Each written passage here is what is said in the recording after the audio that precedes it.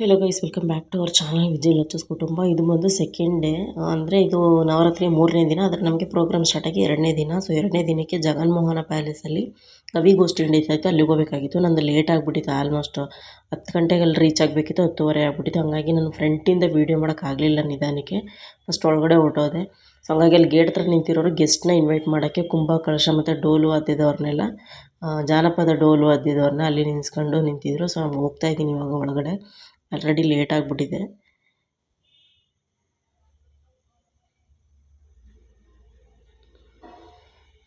ಆಗಲೇ ತುಂಬ ಜನ ಬಂದಿದ್ದಾರೆ ಅನಿಸುತ್ತೆ.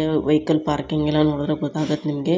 ಇದು ಕೂಡ ಒಂದು ಟೂರಿಸಮ್ ಪ್ಲೇಸ್ ಥರನೇ. ಇದನ್ನು ನೋಡೋಕ್ಕೂ ಬರ್ತಾರೆ ಸ್ಟೂಡೆಂಟ್ಸು. ಹೊರಗಡೆ ಎಲ್ಲ ಶಾಪಿಂಗ್ ಅಂಗಡಿಗಳೆಲ್ಲ ಇದೆ ಇದರಲ್ಲಿ. ಸೊ ಟೈಮ್ ಇದ್ದರೆ ನಾನು ವೀಡಿಯೋ ಮಾಡಾಕ್ತೀನಿ, ಇಲ್ಲ ಅಂತಂದರೆ ಪ್ರೋಗ್ರಾಮ್ ಮಾತ್ರ ಕ್ಯಾಚ್ ಮಾಡ್ತೀನಿ. ರಂಗೋಲಿ ಎಲ್ಲ ಬಿಟ್ಟು ತುಂಬ ಚೆನ್ನಾಗಿ ಮಾಡಿದರು. ಮೈಸೂರು ವಿಶ್ವವಿಖ್ಯಾತ ದಸರಾ ಕವಿಗೋಷ್ಠಿ 2024. ಸೊ ಈ ದಸರಾದ್ದು ಆಲ್ಮೋಸ್ಟ್ ಒಂದು 15 ಡೇಸ್ ಅಂತಲೇ ಎಲ್ಲ ಪ್ರೋಗ್ರಾಮ್ಗಳು ಸ್ಟಾರ್ಟ್ ಆಗಿರುತ್ತೆ. ಸೊ ಒಳಗಡೆನೂ ಕೂಡ ತುಂಬ ಚೆನ್ನಾಗಿ ರಂಗೋಲಿ ಹಾಕಿದ್ರು. ಇದು ತುಂಬ ಹಳೆ ಬಿಲ್ಡಿಂಗು, ಮೇಂಟೆನೆನ್ಸ್ ಕಡಿಮೆ ಅನಿಸುತ್ತೆ. ನಾನು ಕಾಲೇಜ್ ಟೈಮಲ್ಲಿ ಕೂಡ ಒಂದು 2-3 ಸಲ ಇಲ್ಲಿ ಕೆಲವೊಂದು ಪ್ರೋಗ್ರಾಮ್ಗಳನ್ನ ಅಟೆಂಡ್ ಮಾಡಿದ್ದೀನಿ, ಕಾಲೇಜ್ ಕಡೆಯಿಂದ ಇಟ್ಟಿದ್ರಲ್ಲ. ಸೊ ಹಂಗಾಗಿ ಆವಾಗ 1-2 ಸಲ ಬಂದು ನೋಡಿದ್ದೀನಿ ಪ್ಯಾಲೇಸ್ನ. ಚೆನ್ನಾಗಿದೆ. ಹಳೆ ಕಾಲದ ಬಿಲ್ಡಿಂಗ್ಗಳಲ್ಲಿ ಇನ್ನೂ ಇಷ್ಟು ಚೆನ್ನಾಗಿದೆ ಅಂತಂದರೆ ಪರವಾಗಿಲ್ಲ. ಮೇಂಟೆನೆನ್ಸ್ ಮಾಡಿ ಸುಮಾರಾಗಿ ಹೆಂಗೋ ಇದೆ. ಬಟ್ ಇಲ್ಲಿ ಕವಿಗೋಷ್ಠಿನ ಇಟ್ಟಿದ್ದರು. ಬಂದು ಕೂತ್ಕೊಂಡೆ. ಇನ್ನೂ ಬರ್ತಾನೇ ಇದ್ದರು ಜನಗಳೆಲ್ಲ. ನಾನು ಬಂದು ಕೂತ್ಕೊಂಡೆ. ತಿಂಡಿ ವ್ಯವಸ್ಥೆ ಕೂಡ ಇತ್ತು. ಬಟ್ ನಾನು ಮನೇಲೇ ಮಾಡ್ಕೊಂಬಂದಿದ್ದೆನಲ್ಲ, ಆದಷ್ಟೇ ತಿಂದು ಬಂದಿದ್ದೆ ಅಂತ ಅಂದ್ಬಿಟ್ಟು ತಿಂಡಿ ತಿನ್ನೋಕೆ ಹೋಗಲಿಲ್ಲ. ತಿಂಡಿ ವ್ಯವಸ್ಥೆ ಇತ್ತು. ಮತ್ತು ಮುಂಚಿತವಾಗಿ ಎಲ್ರಿಗೂ ಇದಾಗಿರಲಿ ಅಂತ ಅಂದ್ಬಿಟ್ಟು ಆಟಗಳು ಎಲ್ಲ ಸ್ಟೇಜಲ್ಲಿ ಇದ್ದೇ ಇರುತ್ತಲ್ಲ. ಸೊ ಹಂಗಾಗಿ ಒಳ್ಳೊಳ್ಳೆ ಜಾನಪದ ಗೀತೆಗಳು ಆ ಥರದ್ದೆಲ್ಲ ಆಡ್ತಾಯಿದ್ರು. ನಾನು ಸೌಂಡನ್ನ ಮ್ಯೂಟ್ ಮಾಡಿಬಿಟ್ಟಿದ್ದೀನಿ ಕ್ರೌಡು ಅಂತ. ಸೊ ಅಷ್ಟೊತ್ತಿಗಾಗಲೇ ಗೆಸ್ಟ್ ಬಂದು ಮೇಯ್ನ್ ಗೆಸ್ಟ್ ಬಂದು ಹಂಪನ ಅವರು, ಕವಿ ಹಂಪನ ಅಂತ ಇದ್ದಾರಲ್ಲ ಅವರು, ಮತ್ತು ಇನ್ನೊಬ್ಬರು ಡಾಕ್ಟರ್ ಚಂದ್ರಶೇಖರ್ ನಾಗತಿಹಳ್ಳಿ. ನಿಮ್ಗೆ ಗೊತ್ತಿರಬೇಕು, ಈ ಅಮೇರಿಕಾ ಫಿಲಮ್ದು ಇದೆಲ್ಲ ಮಾಡಿದಾರಲ್ಲ ಅವರು. ತೋರಿಸ್ತೀನಿ ನೋಡಿ, ಇವಾಗ ಬರ್ತಾಯಿದ್ದಾರೆ. ಸಿಕ್ಕಾಪಟ್ಟೆ ಕ್ರೌಡ್ ಇತ್ತು ಅಲ್ಲಿ. ಡೋಲೆಲ್ಲ ಬಾರಿಸ್ತಾಯಿದ್ರು. ನೋಡಿ ಬಂದರು. ಹಾಗಾಗಿ ನಾನು ಸೌಂಡನ್ನ ಮ್ಯೂಟ್ ಮಾಡಿದೆ.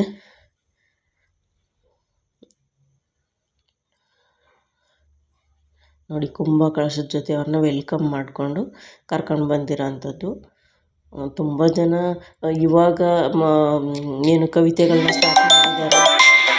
ತುಂಬ ಜನ ಇದು ಏನೇನು ಕವಿಗಳಾಗಕ್ಕೆ ಇಷ್ಟಪಡ್ತಾರೆ ಅಂಥವ್ರನ್ನೆಲ್ಲ ಆಮೇಲೆ ಸೆಕೆಂಡು ಇದೆಲ್ಲ ಇವ್ರದ್ದೆಲ್ಲ ಅಧ್ಯಕ್ಷರದ್ದು ಈ ಮೇಯ್ನ್ ಗೆಸ್ಟ್ಗಳದ್ದೆಲ್ಲ ಭಾಷಣ ಆದಮೇಲೆ ಅವ್ರುಗಳು ಕೂಡ ಅವ್ರು ಬರೆದಿರೋಂಥ ಕವಿತೆಗಳನ್ನೆಲ್ಲ ಓದ್ತಾಯಿದ್ರು.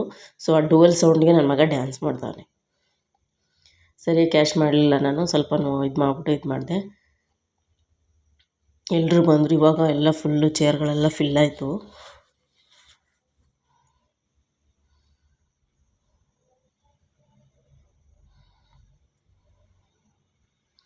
ಇದರಲ್ಲಿ ಮೇಯ್ನ್ ಅಂತಂದರೆ ಗೌರ್ಮೆಂಟ್ ಪ್ರೋಗ್ರಾಮ್ ಅಂದರೆ ನಾನು ಹೇಳಿದ್ನಲ್ಲ ಮೊದಲೇ, ಇದು ನಾಡಗೀತೆ ಅಂತ ಇದ್ದೇ ಇರುತ್ತೆ. ಅದ್ರ ಜೊತೆಗೆ ಸಂವಿಧಾನದ ಪ್ರತಿಜ್ಞಾ ವಿಧಿ ಅಂತ ನಮಗೆ ಹೇಳ್ಕೊಟ್ಟಿದ್ರು. ಒಂದು ಎಲೆಕ್ಷನ್ ಟೈಮಲ್ಲೆಲ್ಲ ಹೇಳಿಸಿದ್ರು. ಸೊ ಆ ಥರದ್ದನ್ನು ಇಲ್ಲೂ ಕೂಡ ಓದಿಸಿದ್ರು. ಅದು ಮೇಯ್ನು. ಅದು ಮತ್ತು ನಾಡಗೀತೆ ಇಂಪಾರ್ಟೆಂಟಾಗಿ. ಅದನ್ನು ನಾನು ಇದು ಮಾಡಿಲ್ಲ, ವಾಯ್ಸ್ನ ಮ್ಯೂಟ್ ಮಾಡಿಲ್ಲ. ಅದನ್ನು ಹಂಗೆ ಡೈರೆಕ್ಟಾಗಿ ಹಾಕಿದ್ದೀನಿ. ಗೆಸ್ಟ್ ಎಲ್ಲ ಹೋಗಿ ಅವ್ರ ಜಾಗದಲ್ಲಿ ಕೂತ್ಕೋತಾ ಇದ್ದಾರೆ. ಪ್ರೋಗ್ರಾಮ್ ಸ್ಟಾರ್ಟ್ ಆಗುತ್ತೆ. ಒಟ್ಟಲ್ಲಿ ಬೇಗನೆ ಮುಗಿಬೋದು.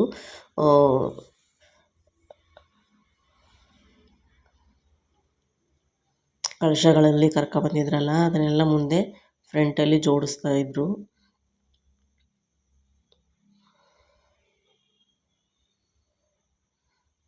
ಸೊ ಮೊದಲಿಗೆ ನಾಡಗೀತೆನ ಸ್ಟಾರ್ಟ್ ಮಾಡಿ ದೀಪ ಹಚ್ಚಿ, ನಾಡಗೀತೆ ಆದಮೇಲೆ ದೀಪ ಎಲ್ಲ ಹಚ್ಚಿ ಸ್ಟಾರ್ಟ್ ಮಾಡಿದ್ರು.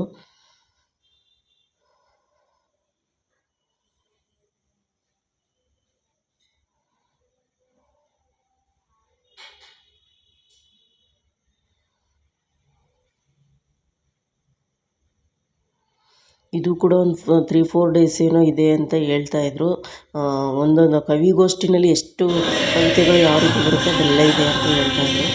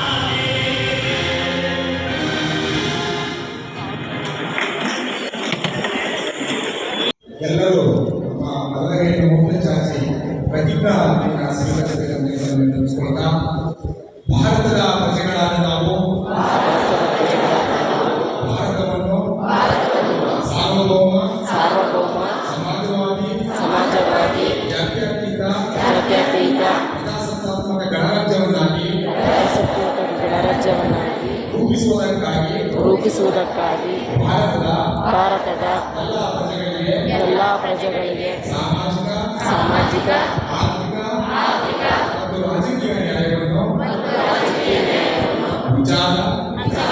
ಅಭಿವೃದ್ಧಿ ನಂಬಿಕೆ ಧರ್ಮ ಉಪಾಸನೆಯ ಸ್ವಾತಂತ್ರ್ಯವನ್ನು ಸ್ಥಾನಮಾನ ಅವಕಾಶಗಳ ಸಮತೆಯನ್ನು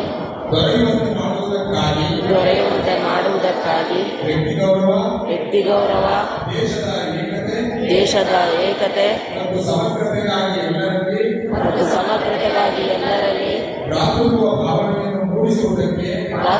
ಭಾವನೆಯನ್ನು ಮೂಡಿಸುವುದಕ್ಕೆ ದೃಢ ಸಂಕಲ್ಪ ಮಾಡಿ ನಮ್ಮ ಸಂವಿಧಾನ ಸಭೆಯಲ್ಲಿ 1949ನೇ ಇಸ್ವಿಯ